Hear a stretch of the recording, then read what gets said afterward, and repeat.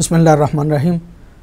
Programme مذاکرہ کا یہ special حصہ جو آج یوم آزادی کے عنوان سے آپ کی خدمت میں پیش کیا جا رہا ہے اس میں خوش آمدید کہتے ہیں۔ گفتگو آپ نے سنی، جناب علامہ فدا بخاری صاحب نے حضرت علامہ حضرت قائد اعظم جو ہیں ان کے بارے میں گفتگو کی اور ان کے حوالے سے ان کے حالات زندگی اور ان کے ایک بیک گراؤنڈ جو ہے وہ بیان کیا۔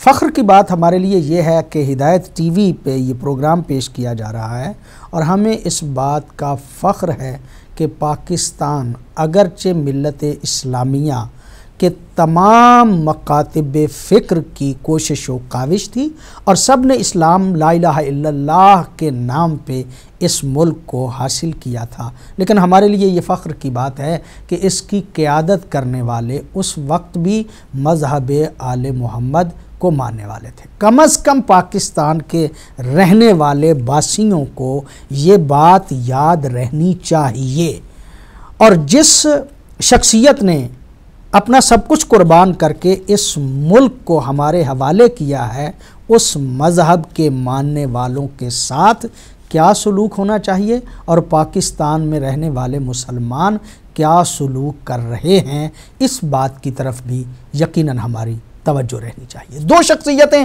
اس پاکستان کے حوالے سے نامور ہیں، ایک وہ کہ جس نے خواب دیکھا اور خواب دیکھنے والے جناب علامہ ڈاکٹر اقبال صاحب تھے، اور ڈاکٹر اقبال صاحب بھی وہ محب علی تھے، وہ خاندان طہارت کی محبت رکھنے والے تھے کہ ان کے غیر مطبوعہ کلام میں کئی ایسے اشعار جو ہیں وہ ملتے ہیں کہ وہ کہتے ہیں میرے بارے میں خود یہ علماء کا خیال ہے کہ ہے اس کی طبیعت میں تشیع بھی ذرا سا، تفضیل علی سنتے ہیں ہم اس کی زبانی۔ تفضیل علی کے قائل تھے جناب ڈاکٹر علامہ اقبال صاحب بھی۔ علامہ ڈاکٹر اقبال صاحب نے پاکستان کے خواب کو کیسے دیکھا، ان کے حوالے سے گفتگو کریں گے میرے ساتھ جناب علامہ نجم الحسن صاحب کے۔ جی بہت شکریہ۔ بسم اللہ الرحمن الرحیم۔ میں سمجھتا ہوں کہ آزادی کے دو مرحلے ہیں۔ ایک آزادی ہے انسانوں کے ظلم اور جبر اور استبداد۔ ظاہر ہے کہ جب جن معاشروں میں ظلم بڑھتا ہے بالآخر آہستہ آہستہ پھر آزادی کی تحریکیں جنم لیتی ہیں، لیکن اگلا مرحلہ جو ہے جو کہ غالباً گزشتہ پروگرام میں بھی اس پہ بات ہوئی ہے، وہ ہے خواہشات نفسانی کے ظلم سے اور خواہشات کے استبداد کے چنگل سے نکلنا۔ ان دونوں مرحلوں کے لیے ضروری ہے ان مرحلوں کو طے کرنا۔ جہاں تک متحدہ ہندوستان کا معاملہ ہے، تاریخ تو اس کی لمبی ہے، لیکن یہ جو آزادی کی تحریکیں اٹھیں بہرحال اس میں علامہ اقبال مرحوم نے جو دو قومی نظریے کا فلسفہ پیش کیا، میں سمجھتا ہوں کہ اس کی گہرائی کو سمجھنے کی ضرورت ہے۔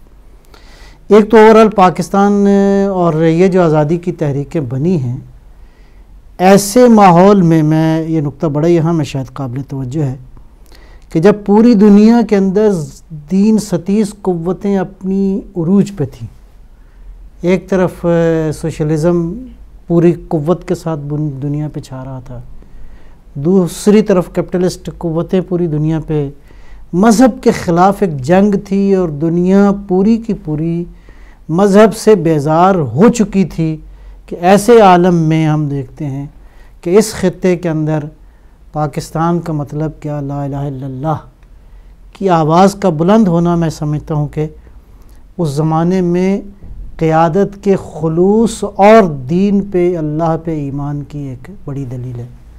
ملت بھی آمادہ تھی اور قیادت نے بھی دین کی طرح، یعنی تمام تر جد و جہد کا رخ جو ہے وہ دین مقدس سے اسلام کی طرف موڑ دیا گیا، اور لوگوں نے جو قربانیاں دیں وہ بھی دین کی بنیادی تصور پہ قربانی دی گئی۔ یہ بات بڑی اہم ہے۔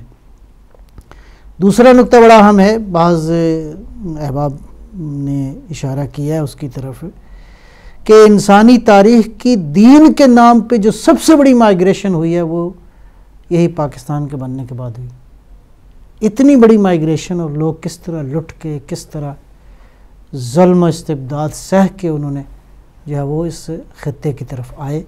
لہٰذا یہ دو قومی نظریہ، اور دو قومی نظریے کا معنی بھی ظاہر ہے کہ اس کی بنیاد زبانیں نہیں تھیں، اس کی بنیاد کلچر نہیں تھا، اس کی بنیاد وہ مذہب تھا. یہ بنیادی تصور تھا جو کہ اس تصور کے نتیجے میں انسان کو اپنی زندگی بسر کرنے کی جو ہے وہ اجازت ہونی چاہیے اور اختیار ہونا چاہیے، آزادی ہونی چاہیے.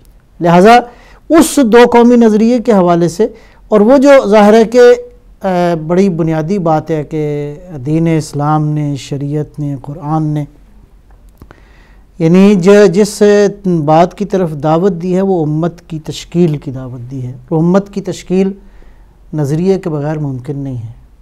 یعنی سماج کے اندر قوم اور امت اس وقت بنتی ہے جب کسی ایک بڑے نظریے کے مطابق، ایک بڑے بنیادی ہدف کے لیے وہ آگے بڑھنا چاہیں. بہرحال مشکلات آئیں، پریشانیاں آئیں، اور ایک انتھک جد و جہد کے نتیجے میں قائد اعظم محمد علی جناح اور علامہ اقبال مرحوم، ان دونوں بزرگوں کی اپنی اپنی ظاہر کے دائرے میں وہ جو قوم کو زندہ رکھنے والی بات تھی نا، کہ قوم کے اندر بیداری، وہ علامہ اقبال کی نظمیں تھیں، وہ علامہ اقبال کی شاعری تھی، وہ علامہ اقبال کا انجمن حمایت اسلام کے جلسوں کے اندر جا کے لوگوں کو بیدار کرنا تھا.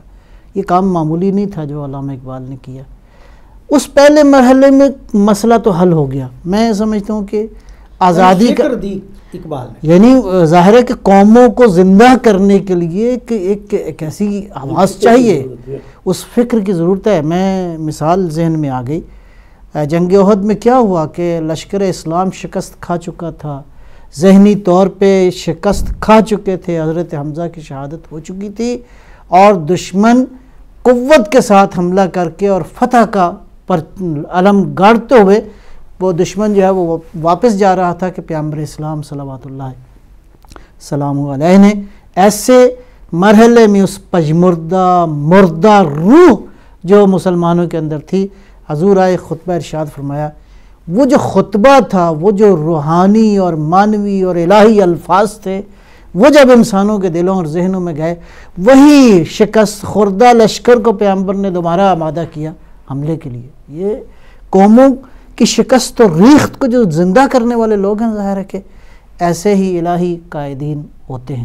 میں سمجھتا ہوں کہ قائد اعظم سے جب پوچھا گیا قومی نظریہ اور پاکستان جو بنانا چاہتے تھے، تو انہوں نے کہا کہ پاکستان تو اسی دن وجود میں آ گیا تھا جب پہلا مسلمان اس دھرتی پر ہوا تھا. یعنی نظریے کی بات ہے کہ جب یعنی دو قومی نظریہ، یعنی قوم کا پہلا فردی وجود میں جب آیا تھا یہاں بر صغیر میں، تو سمجھو اسی وقت سے یہ کام شروع ہوا. 1900 غالباً یہ بات 80 کی ہے، 1980 کی ہے، گجرانوالہ میں. بہرحال میں ساری تفصیل میں نہیں جاتا. مسلم اسٹوڈنٹس فیڈریشن کے ایک صاحب ملے جو اس زمانے میں قائد اعظم کے زمانے میں ایم ایس ایف کے جنرل سیکرٹری تھے آل اوور انڈیا. بزرگ تھے اس وقت، تو مطلب ہے بڑی پرانی بات ہے.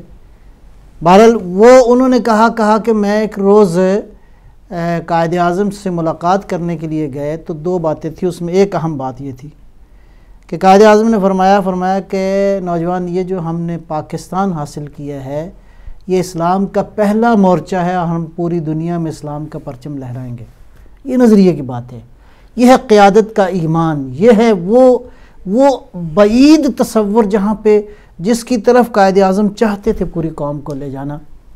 پوری دنیا پہ مسلمان حکومتیں تو اس سے پہلے بھی موجود تھیں جی، لیکن اسلام کے نام پہ معرض وجود میں آنے والا، میں نے پہلے نقطہ یہ عرض کیا ہے، پاکستان اس وقت منصہ شہود پہ آیا ہے جب پوری دنیا میں دین ستیز قوتیں طاقت میں تھیں. یعنی دنیا میں ایک طرف کیپٹلزم عروج پہ تھا، دوسری طرف سوشلزم پوری قوت میں تھا، اور مرعوب ہو چکے تھے مسلمان. حتیٰ مسلمان علماء نے بھی آہستہ آہستہ اسی جدید تمدن کی تعریف میں قلم فرسائی کرنا شروع کی. ایسے عالم میں قوم کو جگانا اور مذہب کی طرف لے کے آنا، یہ بالکل ایسا ہے گھٹا ٹوپ تاریکی کے اندر دین کا چراغ جلانے کے مانند ہے. یہ ان شخصیات نے یہ کام کیا. اور لیکن میں ایک بات افسوس کے ساتھ یہاں سے پھر آگے بڑھنا چاہوں گا. پاکستان بن گیا, انسانی استبداد سے تو آزادی حاصل کر لی گئی, لیکن پھر برساتی مینڈکوں کے ٹرانے کی آوازیں آنے لگیں. پھر نئی جونکوں نے خون چوسنے کے لیے نئے انداز اختیار کیے, اور پھر وہی لوگ جو بظاہر تو مسلمان تھے لیکن اس مظلوم امت مسلمہ کا خون چوسنے کے لیے اور اپنی خواہشات غلبے کے لیے انہوں نے اقتدار کے اندر اپنی جڑیں قائم کرنا شروع کی. اور وہ آزادی آج عنقا ہے. ہم دیکھ رہے ہیں کہ شاید وہ آزادی مل جائے. ظلم اسی طرح باقی ہے, ستم اسی طرح باقی ہے, جبر و استبداد کا تسلسل باقی ہے. چہرے تو بدل گئے لیکن ظلم ابھی تک باقی ہے. ابھی آزادی کا مرحلہ حاصل کرنا ہے. جو اصل آزادی ہے ان خواہشات کی بندگی سے بڑھ کے آگے اس مقصد کے لیے, یعنی یہ ان حکمرانوں کی ناقبت اندیشی کے نتیجے میں تھا کہ پاکستان دو لخت ہو گیا. یہ ناقبت اندیشوں کی حرکتوں کی وجہ سے آج جو حالات ہمیں دن دیکھنے پڑ رہے ہیں. علامہ اقبال نے بڑے ظریف ایک اشارے میں ایک بات فرمائی ہے اور قوموں کے مزاج اور ان کے مستقبل پہ ایک کی ہے بات, اور کس تناظر میں عرض کروں گا. تجھ کو بتاؤں تقدیر امم کیا ہے, شمشیر و ثنا اول طاووس و رباب آخر. آج ہماری قوم طاووس و رباب کے عالم میں ہے. بے حیائی, فحاشی, عریانی, خواہشات نفسانی, لوگوں کو یعنی ظلم کرنے کے بعد بھی ان کے ماتھے پہ ذرہ برابر شکن نہیں آتا کہ ہم نے ظلم بھی کیا ہے.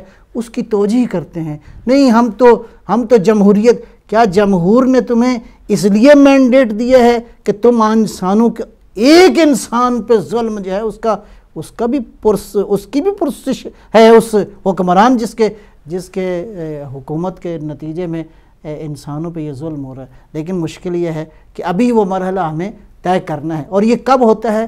جب صالح قیادت کا تسلسل رہے. قائد اعظم مرحوم کے بارے میں جیسے کہ بعض مورخین نے لکھا ہے, زہر دیا گیا, مار دیا گیا ایک عرصے. یعنی اصل مشکل یہی ہے, صالح قیادت کے عدم تسلسل کے نتیجے میں وہ جو تھے نا خواہشات نفسانی کے غلام, وہ حکمران رہے ہیں. تابحال ابھی تک پاکستان نے اس حقیقی آزادی کا تصور دیکھنا ہے. خدا کرے, میں ابھی کل پروگرام دیکھ رہا تھا, پاکستان کے سارے حکمران بڑے بیٹھے تھے, اور یعنی جن باتوں پہ فخر ہو رہا تھا, کیا واقعاً قوموں کے لیے باتیں فخر کا باعث ہیں؟ ہم نے گویے پیدا کیے, ہم نے بڑے بڑے کھلاڑی پیدا کیے, ہم نے بڑے بڑے مطلب سنگر پیدا کیے. وہ جو ابھی آپ نے شعر پڑھا نا جی, طاووس و رباب آخر, شمشیر و ثنا اول طاووس و رباب آخر, تو انہوں نے دونوں کو جمع کر دیا ہے. یعنی جو کل یوم پاکستان کے موقع پر جب وزیر اعظم بیٹھے تھے, سارے بیٹھے تھے, وہ جو دکھا رہے تھے اس میں یہ ہے کہ بھئی شمشیر و ثنا والے بھی دکھائے جا رہے تھے فوجی حضرات, لیکن ساتھ ساتھ جو ہے طاووس و رباب والے وہ بھی, بلکہ ان کا پلڑا بھاری تھا. میں عرض کروں عرض یہ ہے کہ قوموں کے لیے مایا ناز یہ ہوتا ہے, ہیرو جن کو پیش کیا جا رہا تھا. ہم نے اتنے سائنسدان پیدا کیے, ہم نے اتنے صاحب ادب پیدا کیے, ہم نے اتنے مایا ناز انسان پیدا کیے, ہم نے اتنی یونیورسٹیاں بنائیں. یہ قوموں کا یعنی ہم خالی ہیں ان سے, ایسا بھی نہیں. یہ سارے ہمارے سائنسدان دوسرے جو ادیب, یعنی جب آپ ان کو دکھاتے ہیں وہاں پر جو دکھائے جا رہے تھے مناظر, وہ جو ہیں وہ لڑکی دکھائی کھلے بالوں والی, اور وہ بیٹھ کے تو گھڑے پر وہ بنا رہی ہے, بعد میں بت بنا رہی ہے تو اس کو دکھا رہے ہیں, ٹھیک ہے. اور اسی طرح کبھی کوئی گانا گا رہا ہے تو کبھی گلی میں کرکٹ کھیل رہا ہے. تو مطلب ہے یہ, یعنی جہاں ہمارے 100 چیزیں اور ہیں ان میں سے یہ ایک آدھی ہے. میں صرف پورا غلبہ دے دینا. میں سوال صرف یہ پوچھوں گا, آیا علامہ اقبال نے جس قوم رسول ہاشمی کا ذکر کیا تھا وہ یہی تھی؟ کیا قوم کا تصور یہی ہوتا ہے کہ ہمارے پاس گویے زیادہ ہوں؟ تو تحریک پاکستان کے بندوں کو تو کسی کو دکھایا نہیں, یعنی اس اصل ظلم یہی ہوا. مطلب ہے کہ وہ تحریک پاکستان کے وہ جتنے لوگ تھے ان کی کیوں نہیں تصاویر دکھا رہے کہ یہ ہمارے لیڈر تھے, جنہوں ان کو نہیں دکھاتے. اے کاش کہ یہ آواز پہنچ جائے ایوانوں تک, سے دہقاں کو میسر نہ ہو روزی. اس کھیت کے ہر خوشہ گندم کو جلا دو. یعنی ان کا تو تصور یہ تھا کہ یہاں پہ روٹی ملنی چاہیے, یہاں پہ لوگوں کو سہولیات ملنی چاہیے. لوگ جو ہیں مطلب جو بانی تھے ان کا تو خیال یہ تھا کہ یہاں مذہب کی آزادی ہو, یہاں ہر بندہ اپنا نظریہ بیان جو قائد اعظم کی جو پہلی تقریر تھی جب پاکستان بن گیا, اس وقت انہوں نے کہا کہ جاؤ, جو مندروں میں جانا چاہتا ہے مندروں میں جائے, جو مسجدوں میں جانا چاہتا ہے مسجدوں میں جائے, جو جہاں چاہے, ہر ایک کو آزادی ہے اپنے اپنے تشخص کے مطابق, نظریے مطابق عبادت کرے. اپنی تعلیم میں تو یہ اکثریت مسلمانوں کی تھی, دوسرے نظریات کے لوگ بھی موجود تھے. تو گویا مطلب قائد اعظم نے بتایا کہ اسلام ہر مذہب کو, کیا یہ ریاست کی ذمہ داری نہیں تھی کہ اہل مذہب کو کنٹرول کرتے؟ کیا یہ ریاست کی ذمہ داری نہیں تھی؟ کیا یہ اسلامی ریاست کی ذمہ داری نہیں ہے کہ ان عناصر کو جو مذہب کے نام پہ آ کے کچھ تو خون کا بازار گرم کرتے ہیں اور اس کے بعد پتہ نہیں جھوٹے قسم کے بیانات, وہ کہاں ہے عدالت؟ پاکستان میں چونکہ 97% مسلمان ہیں اور 3% اقلیتیں ہیں, اور اسی لیے پرچم جو ہمارا بنایا گیا ہے تو اس میں سبز رنگ جو دکھایا گیا وہ مسلمانوں کی علامت ہے, اور سفید رنگ جو امنیت کی علامت ہے وہ اقلیتوں کو شو کیا گیا ہے. تو بات چونکہ ہو رہی ہے یہ کہ ان بزرگوں نے ہمارے پاکستان جنہوں نے بنایا, علامہ اقبال جو مصور پاکستان یا وہ نظریہ دینے والے تھے, چونکہ 1938 میں ان کی وفات ہو گئی, اور ان کی وفات کے 2 سال بعد یہ جو لاہور میں قرارداد پاکستان منظور ہوئی ہے وہ 23 مارچ 1940 کو لاہور میں, جہاں پر یہ ابھی مینار پاکستان بنایا ہوا ہے, تو وہاں پر یعنی علامہ اقبال کی وفات کے 2 سال بعد وہ جو ہے وہ قرارداد منظور ہوئی اور کام اصل شروع ہوا. تو اس کے یعنی جتنی جلدی سے یہ ہوا ہے, یہ بھی قوموں کی تقدیر میں, ابھی فلسطینی بیچارے دیکھو 64 سال سے بیچارے رو رہے ہیں کہ ان کے مسلم ملک پر قبضہ کر لیا, اور غزہ پر جو چند دنوں میں ابھی بھی جنگ جاری ہے اور 2000 کے قریب مار دیے لوگ, اور 400 اس میں بچے ہیں, اور کبھی 5 دن کی کیا کہتے ہیں سیز فائر ہوتا ہے, کبھی 3 دن کے لیے, اور اس میں بھی ہوتا ہے. تو پاکستان یعنی جو بنا ہے تو 1940 میں قرارداد منظور ہوئی, اور 1947 میں 14 اگست 1947 میں. اور یہاں پر میں ایک بڑی دلچسپ بات وہ یہ ہے کہ جب پاکستان اور ہندوستان کی تقسیم ہونا چاہتی تھی تو گورنر جنرل جو تھے وہ تھے لارڈ ماؤنٹ بیٹن. تو لیاقت علی خان کو قائد اعظم نے کہا, یا مثلا خود انہوں نے کہا, تو انہوں نے لارڈ ماؤنٹ بیٹن سے کہا کہ پاکستان کے پہلے گورنر جنرل قائد اعظم محمد علی جناح ہوں گے. اس پر وہ ناراض ہو گیا, چونکہ وہ چاہتا تھا کہ دونوں ملکوں کا گورنر جنرل وہی رہے. تو بہرحال یہ مطالبہ ماننا پڑے. تو قائد اعظم نے یہ گوارا نہیں کیا کہ جب آزادی ہے تو پھر یہ تو نہیں ہو سکتا, آزادی بھی ہے اور پھر بھی حاکم اور سربراہ جو ہے وہ لارڈ ماؤنٹ بیٹن رہے. تو اور قائد اعظم جو ہیں 16 گھنٹے 18 گھنٹے کام کرتے تھے, تو جس کی وجہ سے ان کی طبیعت بھی کافی خراب تھی, اور ان کو وہ ٹی بی ہوئی تھی, کینسر ہوا تھا پھپھڑوں کا. اس کے باوجود انہوں نے اپنے ڈاکٹر سے کہا تھا کہ اس کو کسی کو بتانا نہیں ہے. تو لہٰذا یہ بعد میں جو کتابیں لکھی گئی ہیں ان میں یہ چیزیں آئی ہیں کہ لارڈ ماؤنٹ بیٹن یا اسی طرح نہرو کی طرف سے کہا گیا ہے اگر ہمیں پتہ ہوتا ہے کہ یہ اس کو بیماری ہے تو ہم اس کو ڈیلے کر دیتے, سال 2 سال اور ڈیلے کر دیتے, پاکستان بنتا نہ. اور ان کی کوشش تھی کہ میری بیماری کا پتہ نہ چلے اور یہ پاکستان بننا چاہیے. اور پاکستان بنا, اور قائد اعظم جو ہیں وہ 1 سال اور 27 دن کے بعد, یعنی قائد اعظم جو ہیں ان کی وفات ہے 11 ستمبر 1948 کو ان کی وفات ہو گئی. تو ابھی جس طرح آغا صاحب فرما رہے تھے کہ بعض یہ کہتے ہیں ان کو زہر دیا گیا, چونکہ وہ پھپھڑوں کے مرض میں مبتلا تھے, 72 سال کی ان کی عمر ہو گئی تھی تقریباً. ہوا یہ ہے کہ جب وہ آئے ہیں کراچی ایئرپورٹ سے لے کے جانا تھا تو وہ جو ایمبولینس آئی تھی وہ بھی راستے میں خراب ہو گئی, اور ایمبولینس جو ہے نئی آنے تک اس کو یا اس کو ریپیئر کرنے تک تو وہ بھی گھنٹہ 1.5-2 گھنٹے لگ گئے اس میں. تو ظاہر ہے جو آدمی سانس کی پرابلم میں ہو, اور سہولتیں بھی اس طرح کی نہیں تھیں, اور بعض تو کہتے ہیں کہ جان بوجھ کے ڈیلے کیا گیا ہے. بہرحال یہ سارے مسائل ہیں.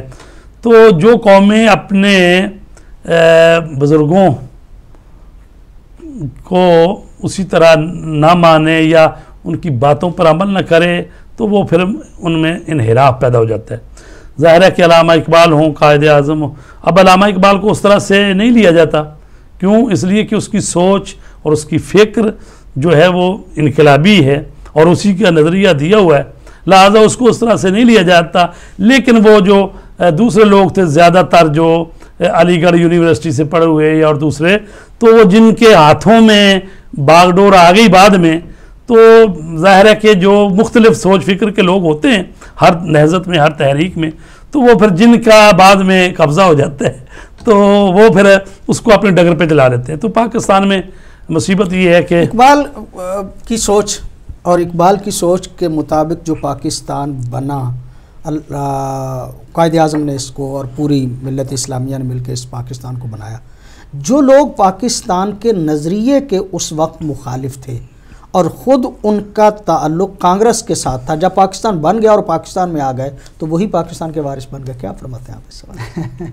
میں وہی عرض کر رہا ہوں، جو بنانے والے تھے وہ جو ہے وہ ایسی حالت میں چلے گئے کہ ان کو جو ہے وہ انڈر پریشر کر دیا گیا، اور جو کانگریسی تھے وہ یہاں پہ آ کے اصل مالک بن گئے. میں عرض کروں گا کہ میں پہلے اشارہ کر چکا ہوں کہ یہ جو طاووس اور رباب کی حالت آتی ہے قوموں میں، یہ اس وقت ہوتا ہے جب صالح قیادت کنٹینیوس نہ رہے.